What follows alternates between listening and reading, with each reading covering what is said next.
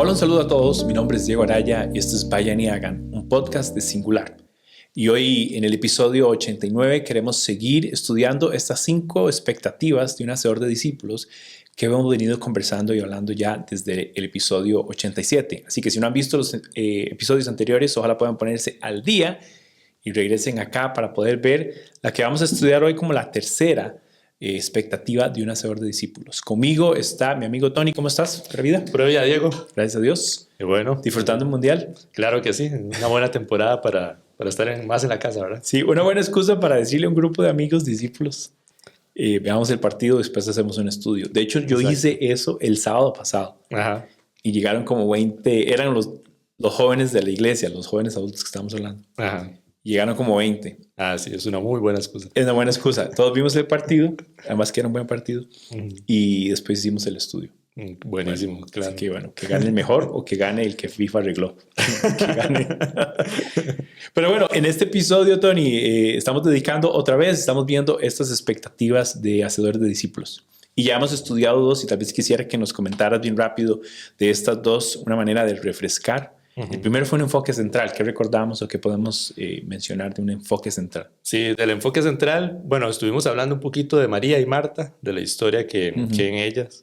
Pero básicamente, así como para resumirlo un poquito y ya luego entrar más a detalle, se trata de estar cerca de Dios, ¿verdad? Y cómo todo lo que hacemos tiene que estar enfocado en Dios, ¿verdad? Sí. Entonces, no solo se trata de asistir a algo, ¿verdad? O asistir a la iglesia, sino cómo nuestras decisiones están basadas en Dios, ¿verdad? Y principalmente, como estamos hablando de un ambiente hacedor de discípulos, que esas reuniones también estén enfocadas en Jesús. Como ahora decías, bueno, estamos en el Mundial y es un buen pretexto para reunir a personas. Entonces, cómo esa reunión puede estar enfocada también en Jesús. Sí, enfoque central mucho con esta idea que estás diciendo de estar a los pies del rabí, ¿verdad? Cercanía en nuestra relación con Dios. La segunda que vimos era un carácter transformador. ¿De qué nos habla esta expectativa de un carácter transformador? Y bueno, en ese momento una de las cosas que hablábamos era que muchas veces lo que transmitimos es información, ¿verdad? Entonces, no se trata solo de transmitir información, ¿verdad? De la Biblia, como memorizar pasajes o solamente decir que conozco la historia de Jesús porque me sé algunas parábolas, sino más bien se trata de cómo la palabra de Dios transforma mi vida, mis pensamientos, ¿verdad? Dejo de ser ese viejo hombre para ser una nueva persona guiada por Jesús. Sí, así es. Esa fue la segunda expectativa que vimos. Y es una expectativa de pasar de la información a la transformación, donde bien decís que requerimos entonces la revelación de la palabra de Dios y el mismo Espíritu Santo que está transformándonos a la imagen de Cristo. Claro. Esas fueron las 2 primeras expectativas y hoy queremos enfocarnos en el episodio que les mencioné, 89. Tercera expectativa, prioridad en la multiplicación. Obviamente, y aquí vamos a comenzar en temas prácticos, que todos son prácticos, pero tal vez aquí abocados a cómo es hacerlo, cómo lo hago y en qué tiempo lo hago y cuál es la intención al hacerlo. Y bueno, esta tercera prioridad tiene que ver con esa mentalidad de hacer discípulos. Y queríamos comenzar con un texto que vos propones dentro del devocional que estamos estudiando. Quiero recordarles que este es un material que estamos revisando, que ustedes pueden descargar en el link que está en la descripción, ya sea del podcast donde lo escuchan o en la descripción del YouTube. Pero queríamos entonces ir a Hechos 16 para que a partir de esta historia podamos tal vez desarrollar el argumento de qué significa este enfoque en multiplicación. Sí. Una historia muy interesante de Pablo y Silas, ¿verdad? Yo creo que muy conocida también para nuestro ambiente. Entonces, donde Pablo y Silas están en la cárcel, ¿verdad? Por un pequeño conflicto que hubo con el amo, sí, de una ¿cómo se llama? Una divina. Sí, ellos están en Filipos y parece ser, más o menos parafraseando la historia, mientras ellos llegan ahí, esta divina viene y está molestándoles hasta el punto en que Pablo la reprende y el espíritu se queda libre. O sea, prácticamente le hace el favor, ¿verdad? Como la bendice con este acto. Pero esta mujer era esclava de un amo que además tenía el negocio con ella del tema de la adivinación. Claro. Bastante oscuro, por cierto. Sí. Y claro, a partir de eso los amos hacen todo un alboroto público, lo llevan a la plaza, dicen, y los azotan hasta que terminan encarcelados por la presión de estos hombres. Y esa es la parte pintoresca, ¿verdad? Está Pablo y Silas en la cárcel, y mientras está en la cárcel, creo que es lo que vamos a leer, ¿no? Hechos 16, versículo 22. Sí, correcto. Entonces, lo leo para poder entrar ahí como un poco más en contexto. Dice así, Hechos 16, 22, dice, entonces la multitud se amotinó contra Pablo y Silas. Luego los magistrados mandaron que arrancaran sus ropas y los azotaran. Después de darle muchos golpes, los echaron en la cárcel y ordenaron al carcelero que los custodiara con la mayor seguridad. Al recibir tal orden, este los metió en el calabozo interior y les sujetó los pies en el cepo. A eso de la medianoche, Pablo y Silas se pusieron a orar y a cantar himnos a Dios, y los otros presos los escuchaban. De repente se produjo un terremoto tan fuerte que la cárcel se estremeció hasta sus cimientos. Al instante se abrieron todas las puertas y a los presos se les soltaron las cadenas. El carcelero despertó y al ver las puertas de la cárcel de par en par, sacó la espada y estuvo a punto de matarse, porque pensaba que los presos se habían escapado. Pero Pablo le gritó, no te hagas ningún daño, todos estamos aquí. El carcelero pidió luz, entró precipitadamente y se echó temblando a los pies de Pablo y de Silas. Luego los sacó y les preguntó, señores, ¿qué tengo que hacer para ser salvo? Cree en el Señor Jesús, así tú y tu familia serán salvos. Contestaron. Luego expusieron la palabra del Señor a él y a todos los demás que estaban en su casa. A esas horas de la noche el carcelero se los llevó y lavó las heridas, y enseguida fueron bautizados él y toda su familia. El carcelero los llevó a su casa, les sirvió comida y se alegró mucho junto con toda su familia por haber creído en Dios. Wow. Sí, es una historia evangelística, ¿verdad? Claro. Lo que lo hace pintoresco es que se dé como en un momento tan complejo para Pablo y para Silas, ¿no? Sí, y como vemos en el texto, es interesante la situación en la que ellos están, porque primero, bueno, lo que decías al principio del alboroto, ¿verdad? Hay un alboroto, toda la gente está ahí como viendo qué está pasando con ese par de hombres, tal vez conocidos por muchos, ¿verdad? Que habían estado predicando, pero la gente quiere ver, ¿verdad? Siempre el morbo, el chisme, ¿verdad? Sí. ¿Qué es lo que está pasando? Porque están expuestos en la plaza. Y dice, qué interesante, porque el 22 habla de que le arrancaron sus ropas y los azotaron. O sea, estaban desnudos y desnudos los expusieron públicamente. ¿Verdad? Luego de eso, como hablábamos al principio, había un hombre que por su influencia, por su dinero, ¿verdad? Hace que ellos queden en la cárcel, los metan a la cárcel y ahí los quedan, ¿cómo se dice? Sujetos a los pies en el cepo, ¿verdad? Sí. Que eso es como un tronco, como una madera así alargada, ¿verdad? Donde las personas meten los pies y lo cierran, ¿verdad? Sí, parecido a un grillete, algo más primitivo, pero parecido a sujetarlos de los pies. Exacto. Entonces, es como imaginarse la escena.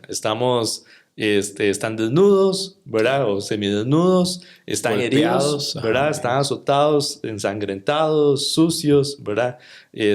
Fueron expuestos a vergüenza pública también, y además de eso no tienen movilidad, porque esto no es cualquier madera, es algo muy pesado que impide poder moverse. Entonces, eso significa que posiblemente si tuvieron ganas de ir al baño, ahí mismo, ¿verdad? No era el chance, venga, papito, vamos a llevarlo para que vaya al baño. Entonces, esas circunstancias es lo que lo hace uno a pensar, ¿verdad? ¿Cómo se sintieron Pablo y Silas? Claro, sí. Entonces, dentro de la historia sucede algo interesante, porque dice que ellos, cantaban himnos y oraban. En todas esas condiciones estaban cantando himnos y orando. Dice que de repente viene un terremoto y abre todas las puertas de la cárcel. Y ahora hablábamos, ¿verdad? De que uno pensaría, mira, es Dios abriendo las puertas para que nos vayamos, ¿verdad? Porque todo se rompió. Esa es la señal. La señal de Dios, ¿verdad? Todo se rompió, todo el mundo tiene libertad para irse. Y uno diría, sí, ya, es mi oportunidad. Dios me abrió la puerta y me voy, ¿verdad? Pero no fue así con Pablo y Silas. Ellos se esperaron. a tal punto, ¿verdad? Que el carcelero está asustado porque todo está oscuro. Recordemos que estamos hablando de cárceles donde no hay iluminación, Claro. donde no hay, no es un buen lugar, no es cómodo, ¿verdad? Él no está viendo nada y cuando se da cuenta que todo el mundo escapó, no, igual me van a matar, posiblemente pensó. Sí. Entonces, mejor me quito la vida yo de una vez. Pero en eso Pablo le menciona y le dice, no, espérese un toque, un momento, ¿verdad?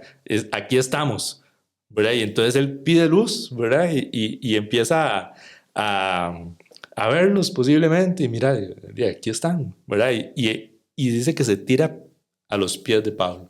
¿Qué tengo que hacer para ser salvo?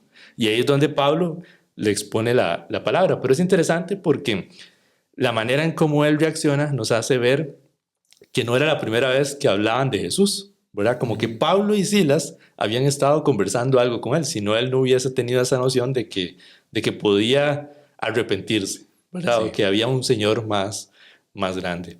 Y él dice que se tira a los pies de él, ¿verdad? Como una señal de humildad, ¿verdad? Como un arrepentimiento total de su corazón, ¿verdad? Y Pablo y Silas, perdón, empiezan a exponerle la palabra. Entonces, eso es donde queremos ver la prioridad en la multiplicación.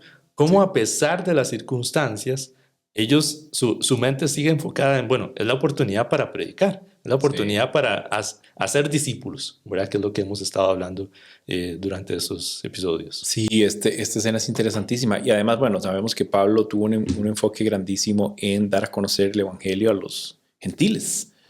Y probablemente hablamos del apóstol que más se movilizó en un montón de pueblos de diferentes contextos que se salían del contexto de él como judío. Y él está articulando. Y este es un ejemplo de cómo en la peor de las condiciones mantiene la actitud de adoración en esta expresión de cantos y en esta idea de oración, de estar en la prioridad número uno, ¿verdad? Enfoque central, de estar en Cristo, con el Padre también. Y eventualmente esta circunstancia en la que el mismo carcelero reconoce en ellos su verdad, su fe, hasta que pide, ¿verdad? Que finalmente me llama la atención porque termina siendo hasta bautizado junto con su familia y los que estaban en la casa posteriormente. Y tal vez aquí la pregunta comparativa es, ¿cómo es que Pablo en estas circunstancias insiste en compartir el evangelio y nosotros probablemente en las circunstancias más cómodas nos cuesta? ¿Verdad? Y tal vez ahí podremos abrir con algunas de las preguntas con las que queremos evaluar y desarrollar un poquito el tema, ¿verdad? ¿Qué son los miedos que a nosotros se nos presentan que a veces, aún dentro de las mejores circunstancias, llámese a la iglesia, no hacemos discípulos? Claro.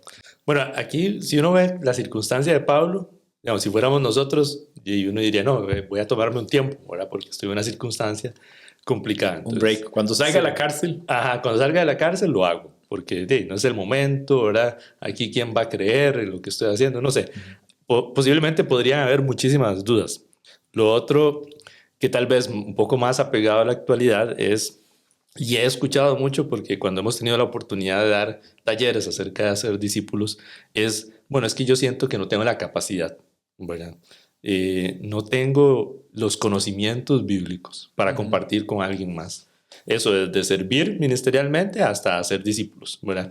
Y esto de la capacidad, pues muchas veces es interesante porque no es que uno lo escuche de personas que tienen, no sé, un año de estar sirviendo o estar viniendo a la iglesia o de haber sido creyentes. Estamos hablando de personas que tienen muchos años, 10, 20 años, y todavía dicen, no tengo la capacidad. No estoy listo. No estoy listo. Entonces ahí es donde uno se pregunta, bueno, ¿cómo como líderes, ¿verdad? Estamos cometiendo errores en cuanto a la capacidad o capacitando a las personas para hacer discípulos, ¿verdad? Entonces ese es uno de los puntos que uno pensaría que realmente le genera un miedo a la persona. No lo puedo hacer, no soy capaz, ¿verdad? Y es ahí donde uno debería de pensar más bien, bueno, recuerde que no solo usted, ¿verdad? Es el Espíritu Santo guiándolo. Sobre todo, sí. ¿Verdad? La promesa de Jesús, vayan y hagan discípulos y estaré con ustedes hasta el fin del mundo. Entonces, ese par de verdades nos puede ayudar y nos puede animar. Pero la otra parte también tiene mucho que ver con el tiempo. Vivimos en una sociedad súper ocupada, ¿verdad? Sí. Donde estamos muy pendientes de muchas cosas. Estamos en una sociedad donde bueno, principalmente hay redes, ¿verdad? Y hay televisión y puedo entrar a la hora que yo quiera, en el momento que yo quiera, para ver lo que yo quiera, ¿verdad? Sí. Que tal vez cuando, no sé, hace muchos años, entonces, Cuando éramos jóvenes. cuando éramos dices. jóvenes, sí, uno pensaba, bueno, hay un horario, ¿verdad? Y entonces me meto en ese horario a ver tele y lo limito un poco. Pero ahora usted puede ver temporadas completas de una serie y eso puede desgastar el tiempo. Claro. Podríamos pensar en el trabajo. Cómo el trabajo muchas veces nos consume mucho tiempo, ¿verdad? O el traslado, ¿verdad? Ahora que hay, por ejemplo, acá en Costa Rica tanto tráfico, ¿verdad? Sí. Entonces, los tiempos de traslado se han extendido muchísimo más. Entonces, pasamos mucho tiempo manejando también, o manejando, o si vamos en bus, pues en bus. Y la otra parte, o el tercer punto con respecto a esto, los miedos, es que muchas veces no me quiero relacionar. Entonces, cuando pienso en, bueno, puedo hacer discípulos, pero no estoy dispuesto a relacionarme. Sí. No quiero ver o no quiero estar tan cerca de la gente, ¿verdad? Porque me da miedo, porque no quiero que haya conflictos después, o yo no estoy dispuesto a confrontar a alguien, ¿verdad? Por diferentes circunstancias. Sí. Entonces, son miedos que se empiezan a acumular y después decimos, no, mejor se lo dejo a alguien más. Claro. Y los miedos que mencionas, esos tres son válidos. O sea, como existen, claro, están ahí. Pero creo que como creyentes tenemos que verlos como un reto de no puedo esperar ni el momento ideal, ni la preparación ideal, ni el grupo de personas en el que yo sí encajo para entonces hacerlo. Porque sería como decirle a Dios, voy a obedecerte en eso, pero ¿cuándo? Y métale ahí todas las requerimientos que uno tenga. Claro. Y la otra cosa es que nos deriva a la idea de que lo haga alguien más. Ajá. Y con relación a esta idea de que alguien haga mucho más, es esto que hemos visto de que muchas personas piensan dentro del contexto de la iglesia que quienes deben hacer discípulos son los líderes, ¿verdad? El pastor y los líderes, que ellos hagan discípulos. ¿Por qué crees que esto sucede y cuáles serían los riesgos, verdad? Deriva de los miedos, pero ¿a dónde nos lleva esta idea de que alguien más lo haga? Sí, primero yo creo que a nivel estructural de la iglesia podría crear una carga muy pesada en los líderes, ¿verdad? Claro. Porque ya la mirada de toda la congregación está en, bueno, el pastor se encarga de esto, el líder de jóvenes se encarga de eso, pero yo como asistente o parte de la congregación no tengo ninguna, no soy parte de eso, sí, ¿verdad? Entonces, ese es un riesgo porque sobrecargamos a los líderes, ¿verdad? Y nuestras iglesias hoy en día están cargadas de muchos programas, de cosas por hacer. Está la parte de no solo los programas, sino de mantenimiento de edificio, ¿verdad? Y muchas otras cosas logísticas propias de un lugar, sí. ¿Verdad? Entonces, todas esas labores se vuelven muy pesadas. Y entonces, estamos esperando que el pastor o el líder, que debería de hacer discípulos, ¿verdad? Claramente, se encargue, pero no solo de uno o dos, ¿verdad? Sino que estamos hablando de que se encargue de toda la congregación, sí. ¿Verdad? O vemos a alguien ahí que parece que quiere estudiar la palabra y llamamos al pastor y le decimos, pastor, vea, es que vaya con el pastor. Sí, hay alguien aquí que quiere estudiar, ¿verdad? ¿Por qué no estudia con él, ¿verdad? Y ahí más bien la iniciativa debería ser, bueno, yo debería de intentarlo, por lo menos. Así es. Entonces, eso es parte de. Lo otro que tengo acá para mencionar es que muchas veces se ha reducido esto a una clase. Entonces, el discipular no es una relación, es una clase. Entonces, la clase, no sé, sea los martes a las 7 de la noche y cuando yo termino de llevar el curso ya es suficiente. Y esto, si lo relacionamos con la expectativa anterior que hablaba de un carácter transformador, es ahí donde se queda corto, ¿verdad? Porque cuando estamos pensando en un carácter transformador es cuando soy expuesto a la palabra y mis decisiones van cambiando conforme la palabra me va retando. Sí. Entonces, esta parte bueno, se reduce a una clase, entonces solo me limito a la clase, aprendo, ¿verdad? Como si fuera al colegio a estudiar matemática o español, pero no lo aplico en mi vida. Entonces, el verlo solo como una clase lo limita muchísimo, ¿verdad? Y eso es uno de los grandes problemas que podremos tener acá. Sí, sí, con lo que decías primero del liderazgo es que también a veces estructuralmente se ha presentado un liderazgo eh, como muy centrado en ciertas figuras, Ajá. que es una trampa, ¿verdad? Porque la gente lo hace porque quiere ser visto o porque quiere ser relevante, pero al mismo tiempo te cae la responsabilidad de todo, incluyendo la que es una responsabilidad común del creyente. O sea, el pastor pastorea, dirige, guía, aconseja, cuida, hace discípulos, claro. Pero el miembro de la iglesia, cualquier nacido de nuevo dentro de la comunidad de los creyentes, debe asumir también el rol de voy a invertir en otros. El ejemplo más sencillo tal vez es el de la familia, ¿verdad? Como, no es como que yo tengo mis hijos, entonces yo le voy a decir al pastor que invierta en mis hijos, o el pastor de jóvenes, ¿verdad? Mencionabas. Claro.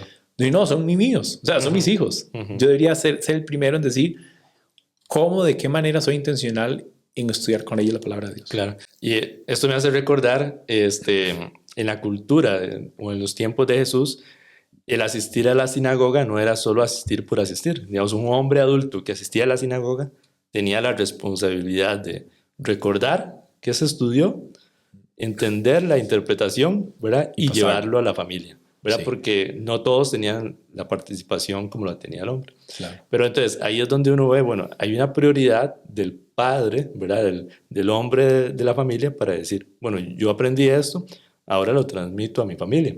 Claro, hoy en día estamos no solo motivando a transmitirlo a la familia, sino a la familia y personas con las que me puedo relacionar intencionalmente. Sí, y la otra cosa que decías de las clases es que, y no es porque la clase sea necesariamente mala, pero no debería ser nuestro único recurso para motivar y animar a la gente en aprender y crecer y en este proceso de ser transformados.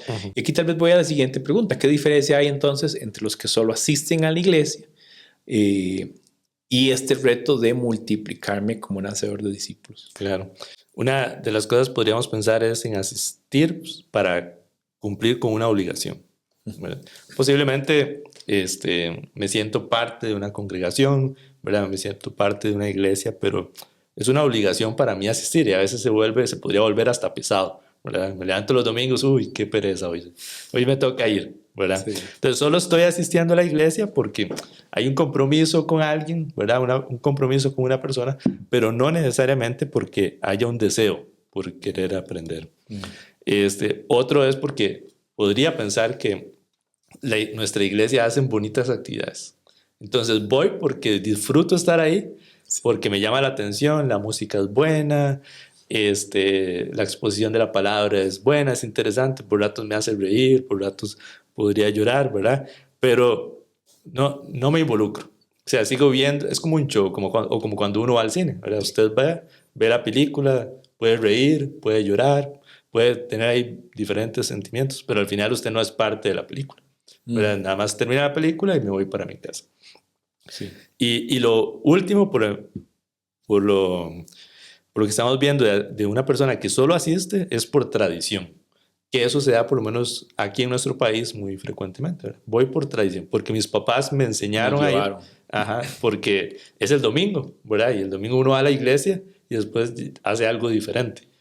Entonces, esa tradición se siente muy fuerte, o más fuerte tal vez en ciertas familias, pero otra vez no me involucro, no me relaciono, no estoy interesado en aportar algo diferente, y tal vez me conformo con el aporte económico que doy, ¿verdad? O algo así, pero que al final no nos ayuda o no es el principio de multiplicarse.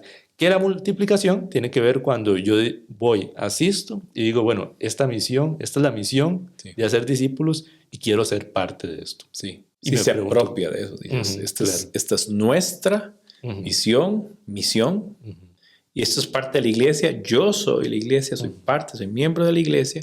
Yo lo veo también como un cambio en la concepción de iglesia, en el concepto. La gente todavía mayormente va a entender lo que decías. Me llevaron, me criaron, me formaron de esta manera y hay que ir a la iglesia y me congrego. Sí, está muy bien, pero me quedo con eso.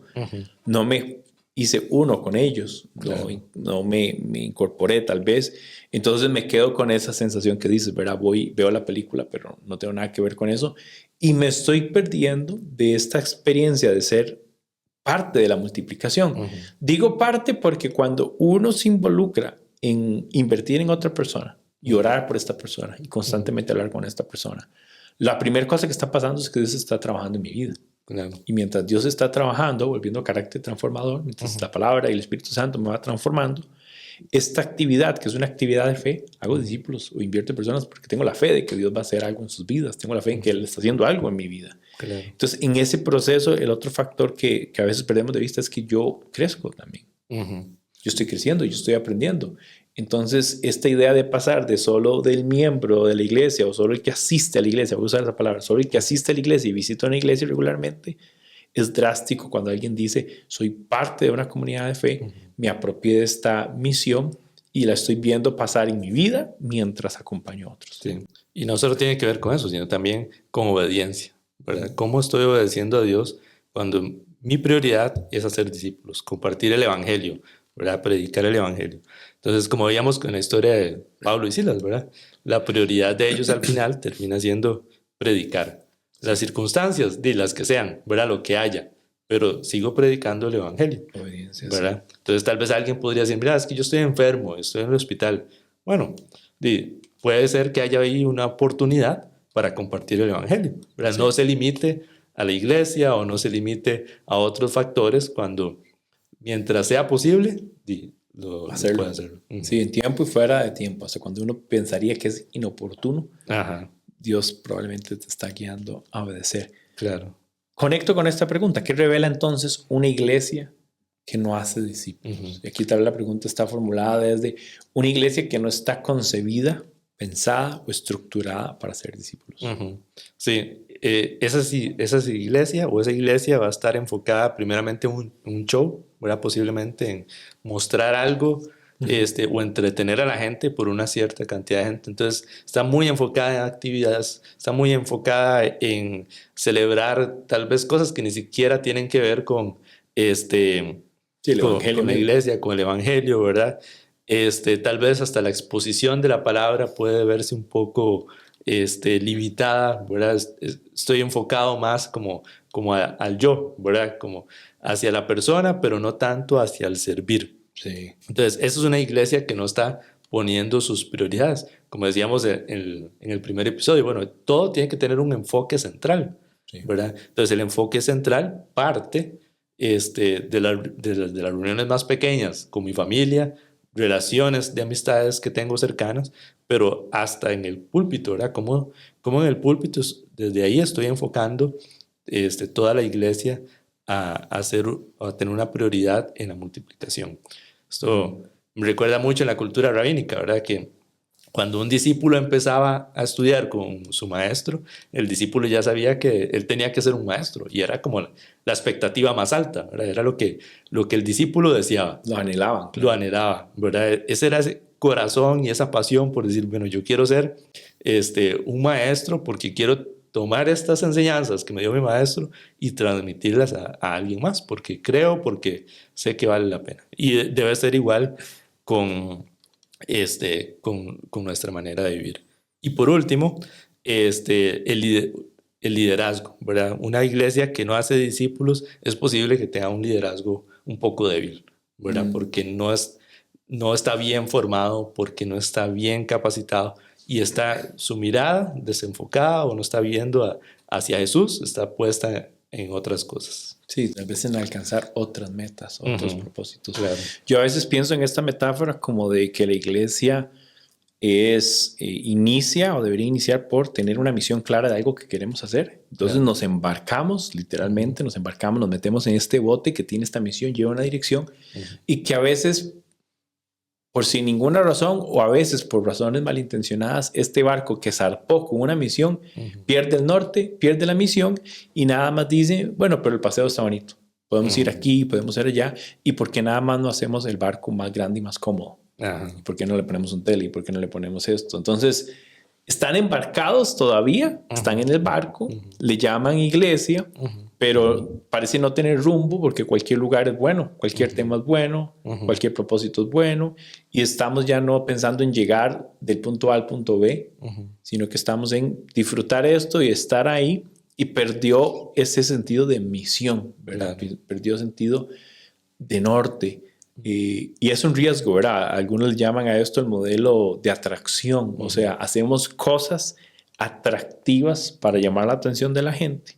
La gente llega porque fue atractivo, pero al final no encontró, o ahí en este lugar no se le retó a una fe cristocéntrica y bíblica, Claro. sino como a un conformismo de quizás más orientado al individualismo, en ser un gran campeón, en temas más de corte humanístico, en temas como alrededor del evangelio y no centrados en que el evangelio pretende restaurarnos de la condición de pecado perdido en la que andábamos, pero además pretende invitarme a mí a que yo anuncie esa noticia a otros. Sí. Y eso es esencial en el hacer discípulos. Y veo ahí también que podría haber un crecimiento falso, ¿verdad? Como la claro. iglesia está creciendo, vemos que viene mucha gente, pero razones equivocadas, ¿verdad? Sí. Porque la iglesia, todo lo que hacemos es muy bonito, pero no hay un reto, ¿verdad? No estamos viendo un carácter transformador, no estamos viendo un enfoque central en Jesús. Entonces, la iglesia se ve muy grande o a veces tal vez ni siquiera la cantidad de personas es grande. Tenemos un edificio grande, tenemos bonitas cosas, ¿verdad? Pantallas, tenemos, no sé, un buen sonido, buena música, pero estamos desenfocados. Sí, yo pienso mucho en esta idea de que, y esto me lo habían dicho hace poco, ¿verdad? Como esta idea de que tienes un grupo que tiene afinidades y se reúne y están atraídos por esas afinidades y comparten y todo es muy lindo y todos están juntos, pero están unidos más por sus afinidades que por el mismo carácter de Cristo. Entonces alguien diría, hay muchas iglesias donde podrías quitar completamente el evangelio y la gente pasaría mucho tiempo sin notarlo. Porque de entrada llegaron ahí y permanecen ahí, pero lo que les unió no fue esta centralidad en la palabra de Dios y en el evangelio de Cristo, sino en otro montón de cosas que estaban alrededor de esto, pero al punto donde eso se volvió central y quitas a Cristo y no se dan cuenta. O sea, como no pasó nada, porque seguimos aquí solo por nosotros, por nuestros intereses y por las cosas que consumimos que nos gustan. Claro. Tal vez para conectar esa pregunta con una que teníamos más adelante, ¿verdad? ¿Qué necesita una persona entonces para comenzar a ser discípulos? ¿Verdad? Para comenzar a invertir en una persona de una manera intencional y tal vez salirse un poquito de ese esquema de que venimos hablando de solo asistir a una iglesia. Creo que, bueno, primero que nada, creer en Jesús, ¿verdad? Con su corazón, con su mente, con todas sus fuerzas. Pero partiendo de ahí, tener una relación sana y estable con Dios.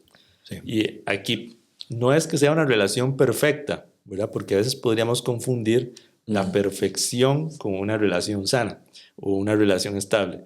Porque si pensamos en una perfección, no ninguno va a llegar. Es un imposible. Es un imposible. Jesús podría, ¿verdad?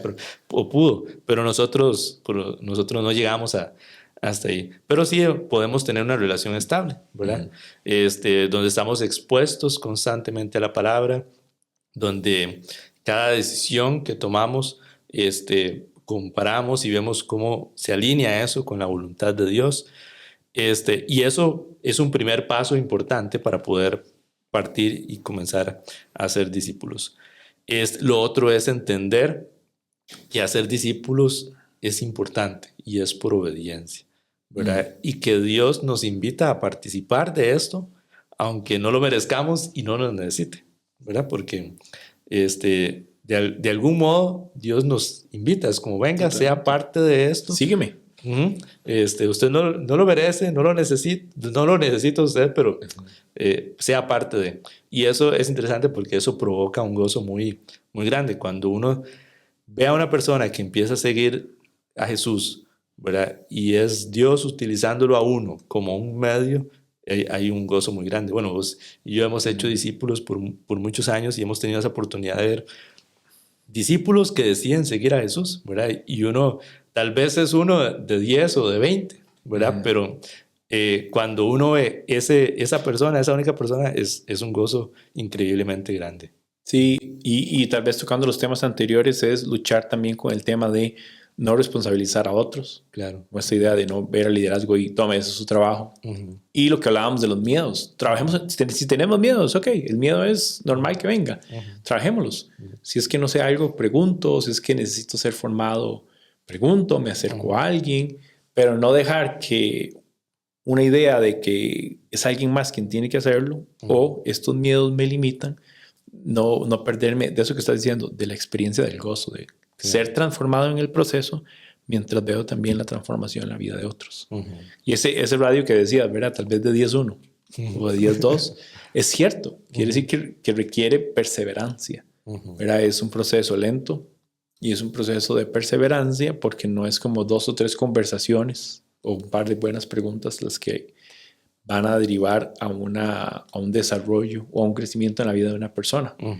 Muchas veces es mucho tiempo, a veces hasta para ver pasos de fe pequeños en la otra persona. Claro. Pero tenemos que decir si estoy comprometido, primero con Dios para hacer esto. Claro. Segundo, conmigo mismo de que yo creo que debo hacerlo porque me hace bien a mí. Y tercero, le hace bien a la otra persona. Claro. Y eventualmente veré frutos. Y cuando lo hago, me ayuda a conectar mejor con Dios, porque me expongo aún más a la palabra. Una de las cosas que he aprendido es que la mejor manera en cómo aprendemos, el ser humano en general, es cuando enseñamos. O sea, no es memorizando, no es visualmente, no es escuchando. Cuando enseñamos algo es cuando más lo aprendemos y más lo podemos interiorizar. Entonces, si alguien dice, mira, es que yo no conozco mucho, no he aprendido mucho acerca de la palabra de Dios, cuando empieza a enseñarlo, comienza en ese momento. Sí, comienza a aprender más que nadie más. Ajá, claro. Exacto. Tal vez para cerrar esta pregunta, Tony, estamos entonces creando o desarrollando un perfil de consumidores de contenido en la iglesia versus formar, multiplicar hacedores de discípulos, seguidores de Jesús. ¿Qué estamos haciendo? Sí, con eso hay que tener mucho cuidado, ¿verdad? Yo creo que muchas iglesias no tienen esa intención, ¿verdad? De solo transmitir contenido, pero a veces nos equivocamos y fallamos en eso porque queremos tal vez que la gente sepa algo, pero no sepa cómo vivirlo, ¿verdad? O tal vez podríamos hablar mucho por ejemplo, el concepto de la salvación, ¿verdad? Y tal vez la gente sabe de la gracia o ha escuchado de la gracia, de la misericordia, pero muchos no saben cómo se vive a partir de esto, ¿verdad? Escuchan el concepto, el pastor lo menciona 2, 3 veces en la prédica y uno les dice, hey, ¿y vos sabes qué es la gracia? Y no, ¿verdad? No saben qué es, que sabes qué es la misericordia, no saben cómo definirlo. Entonces, el transmitir contenido no es que el contenido sea malo, ¿verdad? Es cómo llega lo que estoy diciendo a la persona, si está provocando un cambio o no está provocando un cambio. Si solo estoy transmitiendo el contenido, es un consumidor, estoy absorbiendo, ¿verdad? Como si fuera la universidad, y a veces observo conocimiento que yo sé o en el colegio que yo sé que nunca lo voy a usar, ¿verdad? Pero que ahí está, ¿verdad? Y sigo contento con eso. Pero la iglesia tiene que ser diferente, el hacer discípulos tiene que ser diferente, porque no se trata solo del contenido, es una relación, ¿verdad? Es formar una relación con las personas, es decirle a las personas quiénes somos nosotros, mostrarles cómo me relaciono yo con Jesús, y mostrar cómo mi vida va centrada en Dios en todo lo que hago. La otra parte es ser intencional, ¿verdad? No solo me relaciono, pero provoco momentos intencionales donde puedo dirigir a las personas a Jesús, ¿verdad? Conversaciones, un café, un almuerzo, un desayuno, una boda, ¿verdad? Como Jesús en las bodas de Caná, ¿verdad? Que al final les dice a sus discípulos, esto era para que vieran mi gloria, ¿verdad? Cómo ese tipo de conversaciones o ese tipo de oportunidades nos llevan a ser discípulos. Por ejemplo, Pablo y Silas también, que lo estábamos viendo al principio, ¿verdad? Cómo la situación en la cárcel termina siendo algo para la gloria de Dios, ¿verdad? Un carcelero y una familia que conoce y reconoce a Jesús como Señor y Salvador. Y entender también que la misión no es solo para uno, es para todos, ¿verdad? Y debo estar constantemente transmitiendo esa idea. No es solo decir una vez, ¿verdad? En la iglesia o en un grupo pequeño o en una reunión, decir, mira, es que en algún momento tenés que hacer discípulos. Y pasaron 2 o 3 años y nunca más lo volví a decir. Entonces, eso se quedó, se fue quedando.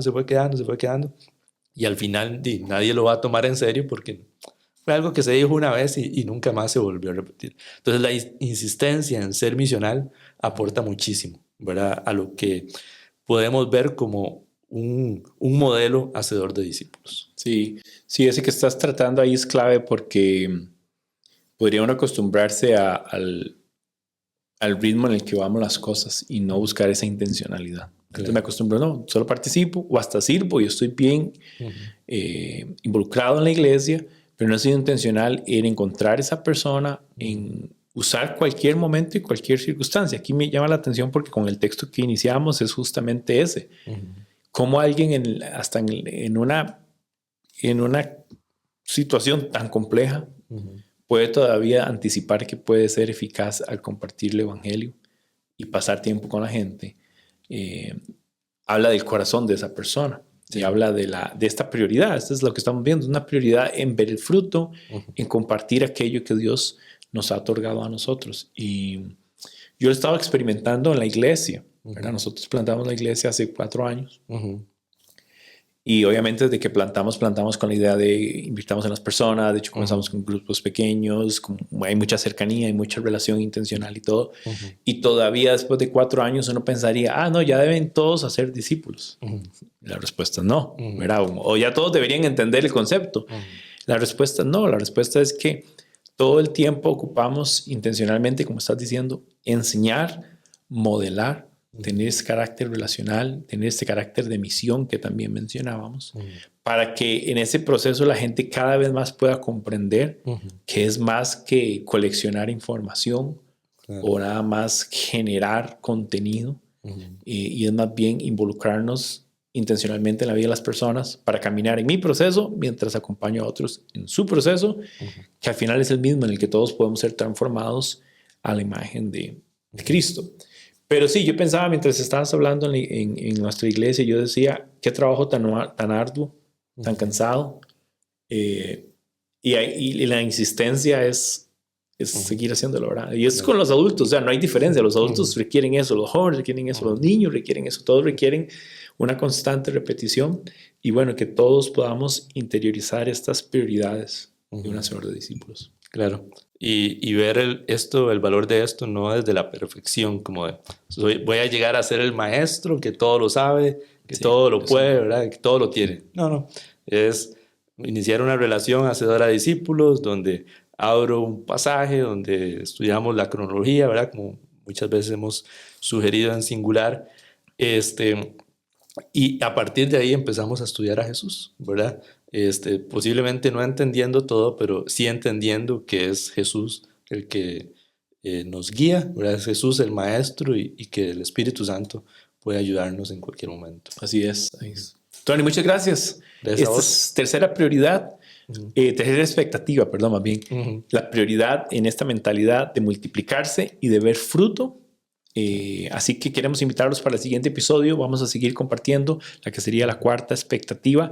Queremos animarlos a que busquen en la descripción del podcast, del video también va a estar un link donde ustedes pueden ir y ahí pueden descargar este material. Este es un devocional muy práctico, chiquitito, que se desarrolló en los últimos 6 meses por ahí. Y hemos estado compartiendo y de hecho también motivarlos a que puedan ver el resto. Bueno, si no han visto los anteriores, vayan y vean esas expectativas. Y sin más, nos vemos para el próximo episodio desarrollar este tema. Así que gracias, Anthony, de nuevo. Con mucho gusto. Pura vida. Vamos a ver cómo queda el mundial. Sí. Tal vez en el otro episodio ya lo sepamos. Puede ser. Vamos a avanzar con uno si no estamos seguros del puro final. Pero bueno, saludos a todos y vayan y hagan discípulos. Bendiciones.